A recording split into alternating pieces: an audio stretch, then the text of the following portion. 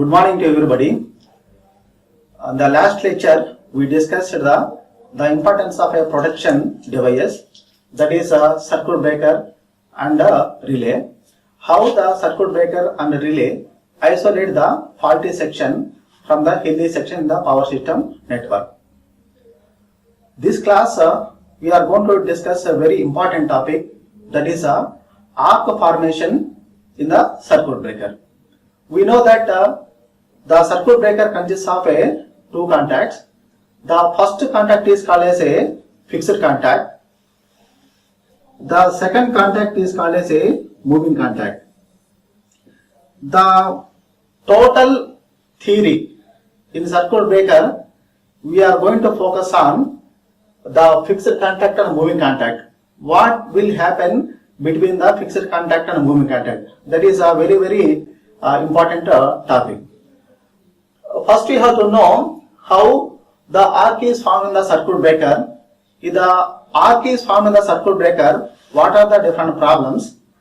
Then we are going to discuss how the arc will be interrupted. These three points are very important in the circuit breakers. Now start with the how the arc is formed in the circuit breakers. Arc is nothing but the electrical spark between the fixed contact and the moving contact. The electrical spark occurs due to the flow of free electrons. Now the question is how the free electrons are available in between fixed contact and moving contact in a circuit breaker when the circuit breaker moving contact is away from the fixed contact. Now, under normal condition, we know that the fixed contact and moving contact is a closed position. When fault occurs, the fault current is very high. So therefore, if the fault current is allowed to flow in the power system network, the electrical equipment may be damaged. To reduce the damage, you have to isolate the faulty section from the healthy section. Now, if you see these are moving contact, now these are fixed contact, now these are these are fault occurring on the power system network. Then, first thing is you have to know whether the fault is there in the power system network or not.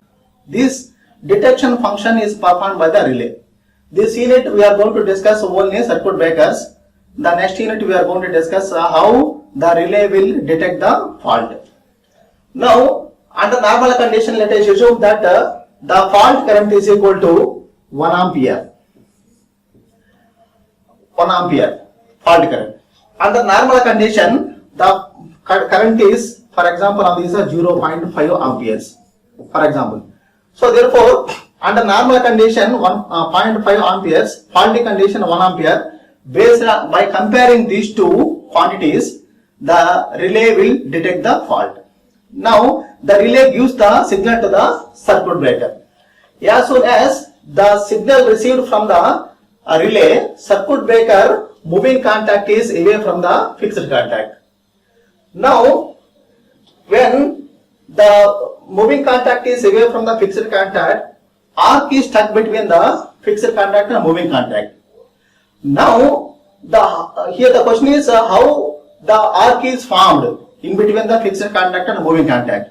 For understanding the arc formation in the circuit breaker, arc is nothing but ionized particles. That is the electrons are required to form the arc in between the fixed contact and the moving contact. We know that there are number of free electrons are available under the normal condition also, but these number of electrons are not sufficient to flow of electrons between the fixed contact and the moving contact. Now, how the free electrons are available to conduct the conduction from the fixed contact and moving contact? For this, the two methods are there. That is, first one is called as a field emission.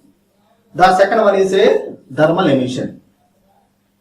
That is coming to the field emission method. Here MC means moving contact. Whenever the moving contact is away from the fixed contact, what will happen is the contact area is going to decreases. Then the pressure is also decreases. When these two parameters are decreases, then what will happen is that is resistance is going to increases. Then the fault current is very high. If you see the voltage gradient between the fixed contact and moving contact is approximately 10 power 6 volt per centimeter.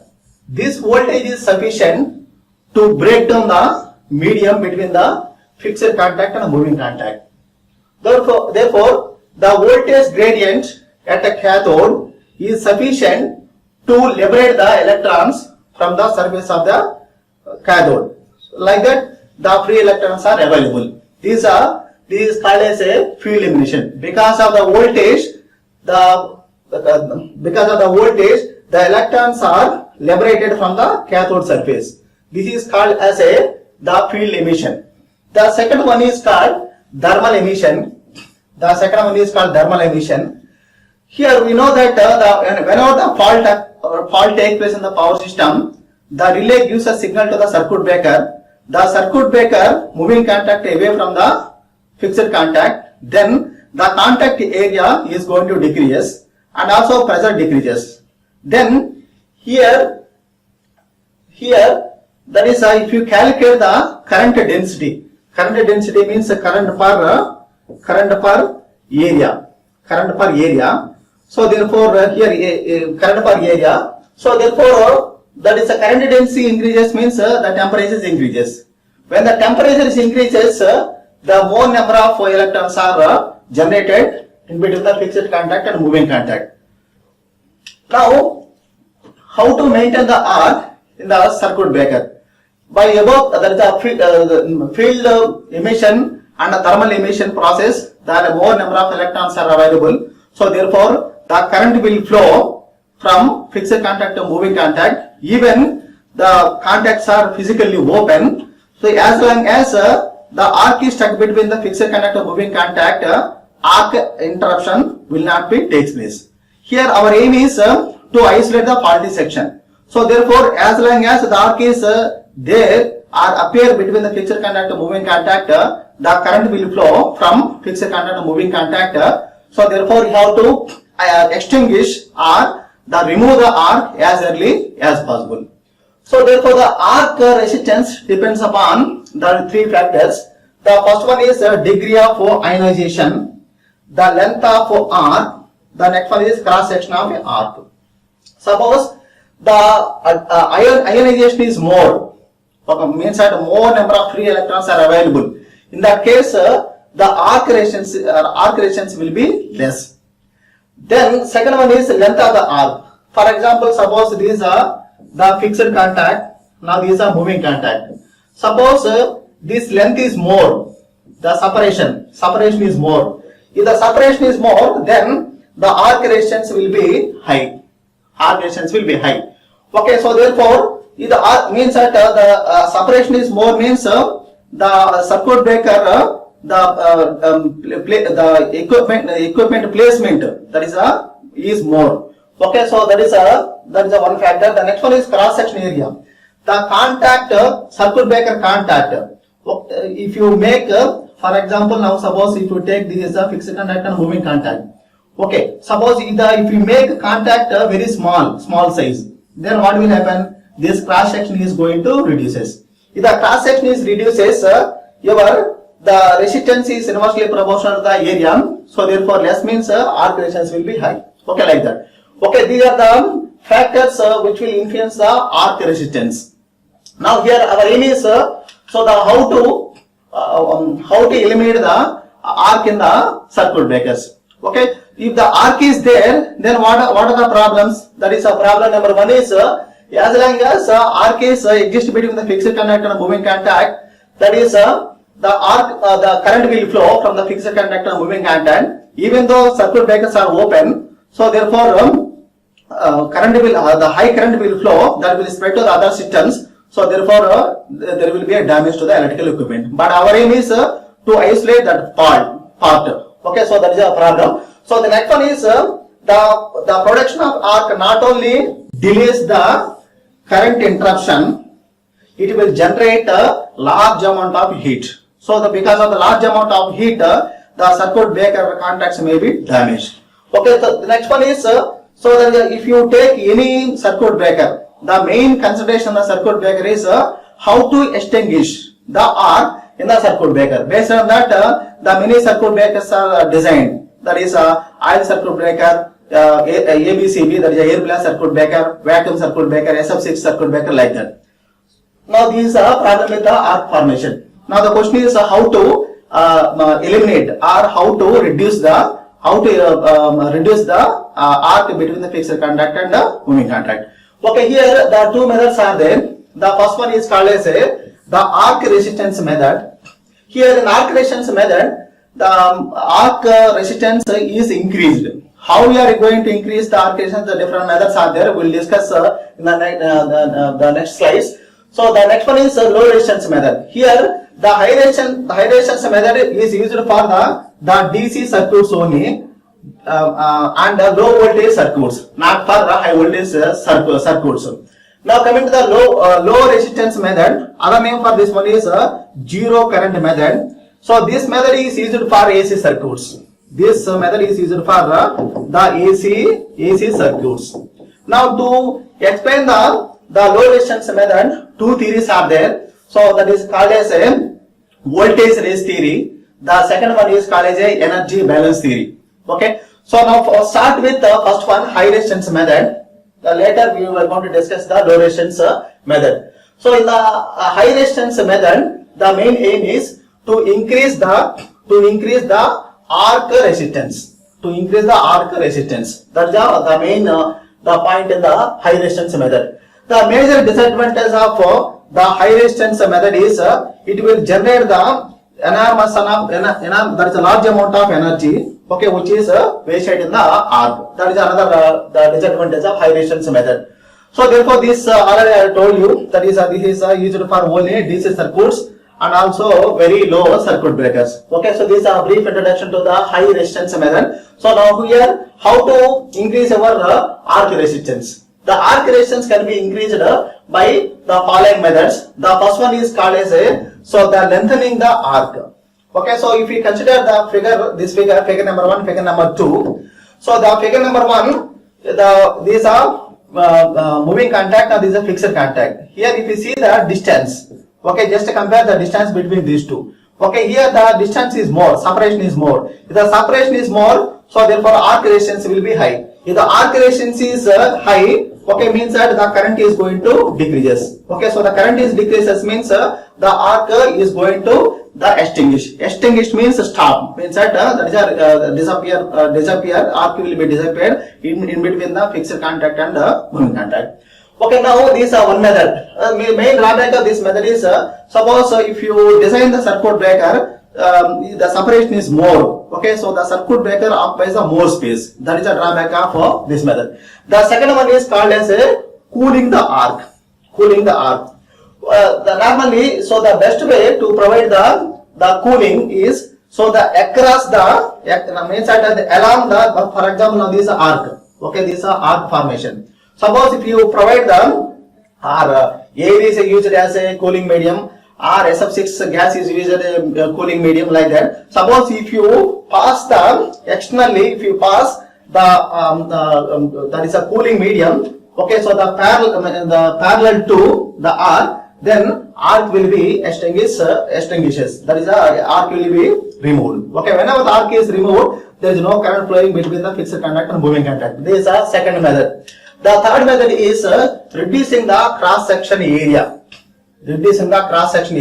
Suppose if you consider now this is a fixed contact and this is a moving contact, this contact area is more here. Okay, contact area, but here the contact area is less. Suppose if you design the circuit breaker contacts, the cross section area is that is less, then automatically the resistance will be, arc resistance will be increases. If the arc resistance is increases, the current will zero. Okay, so therefore that is the third method. The fourth method is called as splitting the arc. Splitting the arc. So for this purpose, suppose the arc is the established between the fixed contact and a moving contact. Suppose if you arrange the conducting plates, okay, in such a way that the arc length is increases. If the arc length is increases, automatically the resistance will be increases. So for this, let me explain how the arc length will be increases. For example, this ever okay, arc is produced here.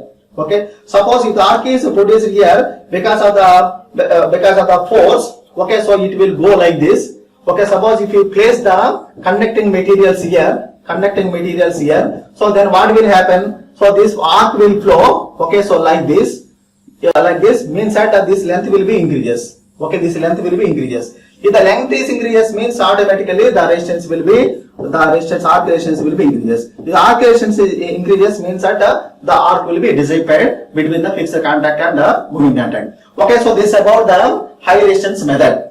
And this about these four methods are used to extend the arc in the high resistance method. So the next one is to understand the zero current method. To understand the zero current method or low resistance method. So you need to understand what is the restaking voltage, what is meant by recovery voltage, what is the arc voltage. One more term is arc voltage. One more term is arc voltage. So therefore, arc voltage is nothing but okay. Let us assume that suppose we have a fixed contact and a moving contact. Suppose these are fixed contact. Now these are moving contact. Okay, so the arc is stuck between the fixed contact and moving contact.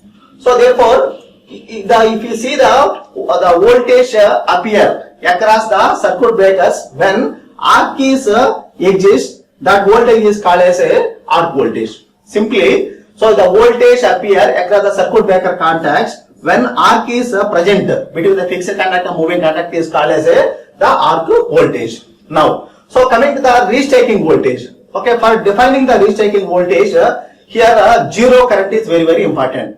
There is zero current so the zero current is very important. For example, if you take so the arc voltage, normally arc voltage is a non-linear nature. Suppose if you take okay the graph, now this is our arc voltage.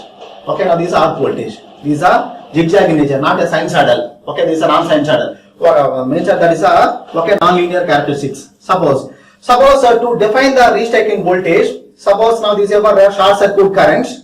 Okay, these are short circuit current. For the short circuit current, these are zero, current zero. Okay, now these are current zero. Okay, for this current zero, current zero, for example, so the voltage appear. Okay, so across the circuit breaker contacts at a current zero, that is that voltage is called as the restaking voltage. The restaking voltage. Here the restaking voltage is frequency is very high. The frequency is very high, not a footage frequency. So therefore, so if you see so the restaking voltage, here the more oscillations are there. It means that so that is the frequency is very high. Okay, not a normal frequency, not a footage frequency.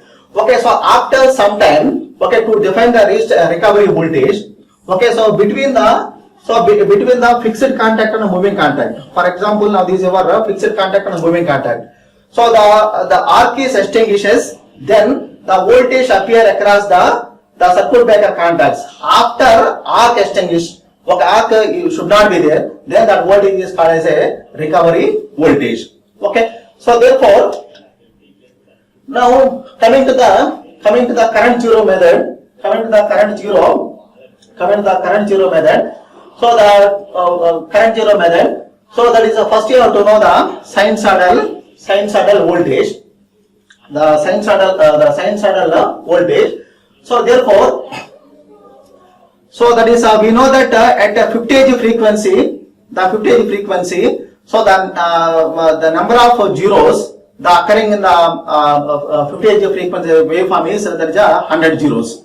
Okay. So therefore, Therefore, so at the current zero method, what you are going to do in this method is, so whenever the current approaches to zero, ionization is very less. Okay, so you have to identify that the current zero. Now you have to provide the, so you have to cool the arc. Okay, by using the different methods. Okay, then so then automatically the arc will be extinguished. Okay, now to explain this current zero method, so the two theories are there. So the first one is called as a voltage race theory. Okay, voltage race theory.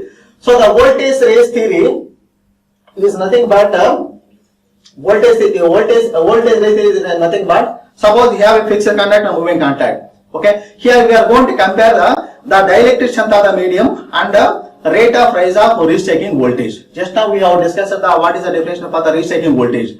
So therefore, the restaking voltage, rate of restaking voltage is more as compared to the dielectric strength of the medium. So automatically, so the arc will be restaked. For example, so the here in this case, suppose if you take this, okay, so the dielectric strength is more as compared to the restaking voltage. Dielectric strength is more means the arc will be extinguished. Okay, suppose the rate of restaking voltage is more as compared to the dielectric strength, the arc will be exist for the next half cycle. Okay, this is the voltage race theory. Now coming to the another theory to explain the zero current method is, so there is the energy balance theory. Okay, so in energy balance theory, okay, for example, at a current zero, current is equal to I is equal to 0, then if you calculate the power, okay, so the power is equal to 0. Then so the next one is at arc extension. Suppose arc is removed completely between the fixed contact and moving contact. That case also, so therefore the power is equal to 0. Now these 2 points are very, very important. So to understand the energy balance theory. Suppose in between, what will happen is in between these 2 points, so as the time is increasing, so the power will be increases. Then after that the power is going to decreases. Okay, now just let me explain that is in between. So here we are going to compare the energy generation, energy removal. Okay, so heat generation, heat removal. Suppose the heat removal from the circuit breaker contact is more as compared to the heat generation, then arc will be extinguished. Suppose by using how to remove the heat means different methods are there. Okay, so that is by using those methods we are going to remove the heat. So therefore, if the heat removal rate is less as compared to the generation, so automatically the arc will persist for the next half cycle. Okay, so by this is called as a energy balance theory. Okay, so now let me summarize the points. The first one is you have to understand the what is the arc formation, the circuit breakers. That is arc formation. To explain this, the 2 methods are there. The first one is called the field emission method, the thermal emission. The field emission is nothing but whenever the circuit breaker contacts are open, so therefore the voltage gradient is sufficient to liberate the electrons from the cathode. Okay, that is called as a 10 power 6 volt per centimeter. The voltage is sufficient to liberate the electrons from the cathode. That is called as a field emission method. Thermal emission method, whenever the circuit breaker contact away from the fixed contact, so therefore the pressure and the contact area is going to decrease. Then the current density, if you calculate, the current density is very more. If the current density is more, automatically the temperature increases. Because of the temperature, the more number of electrons are generated. So these 2 methods, free electrons are available. Now generally free electrons are moved from cathode to anode at a very high speed. So during this process, they will collide with other atoms. So automatically more number of electrons generated, like that arc will be formed. Okay, so that is the first one. So the next one is the main drawbacks of arc formation. The circuit breaker is if the arc is there, even the circuit breaker contacts are open, then the current will flow from the fixed contact to moving contact. Okay, so therefore our aim is okay to isolate the faulty section as early as possible. Because of this, there will be a delay. Okay, if the delay occur, then what will happen? The fault current flows to the various circuit power system network, so the damage will be more. Okay, our aim is to reduce the damage. Okay, so that is So the how to interrupt the interruption or extension, both are same. Okay, so the two methods are there. The high resistance method. The high resistance method is used for, in the high resistance method, the main aim is okay, to increase your arc resistance. To increase the arc resistance, many methods are there. Okay, so we discussed the 4 methods. So by using these methods, we are able to increase the arc resistance. So this method is used for only DC circuit breakers and low AC circuits. Now coming to the low resistance method. The low resistance method. So here the current zero is very, very important. At the current zero, ionization is minimum. Okay, at that time, okay, so we are able to remove the ions between the fixed contact and moving contact. So automatically the arc will be extinguishes. So therefore, so to explain the low resistance method or zero current method, 2 theories are there. So the first one is called as a voltage raise theory. The voltage raise theory. So we are going to compare the rate of rise of reshaping voltage and the dielectric strength of the medium. If the dielectric strength of the medium is more as compared to the rate of rise of reshaping voltage, the arc will be extinguishes. Now coming to the energy balance theory. Here the heat will be generated, okay, between the fixed contact and moving contact. The heat removal is rate of heat removal is more as compared to the heat generation, then automatically the arc will be extinguishes. Okay, so these methods are used in the AC circuit or remove the arc in the circuit breakers.